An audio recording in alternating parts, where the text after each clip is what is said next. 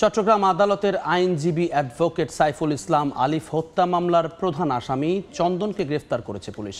বুধবার রাতে ভৈরব বাজার রেল স্টেশন এলাকা থেকে তাকে গ্রেফতার করা হয়। পুলিশ জানায়, চট্টগ্রাম থেকে পুলিশ ভৈরবে পৌঁছলে আসামি চন্দনকে হস্তান্তর করা হবে। গত ২৬ নভেম্বর চট্টগ্রামের এসি দত্ত রোডের একটি ভবনের সামনে আইনজীবী সাইফুল ইসলাম আলিফকে হত্যা করা হয়।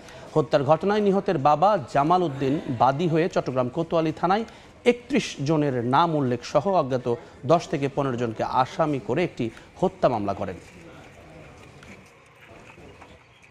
তার শ্বশুরবাড়িতে যাওয়ার জন্য রেল স্টেশনের লাইনে শ্বশুরবাড়ি যাওয়ার জন্য প্রস্তুতি নিয়েছিল। এই সময় আমরা গোয়েন্দা তথ্য ভিত্তিক তাকে আমি গ্রেপ্তার করি।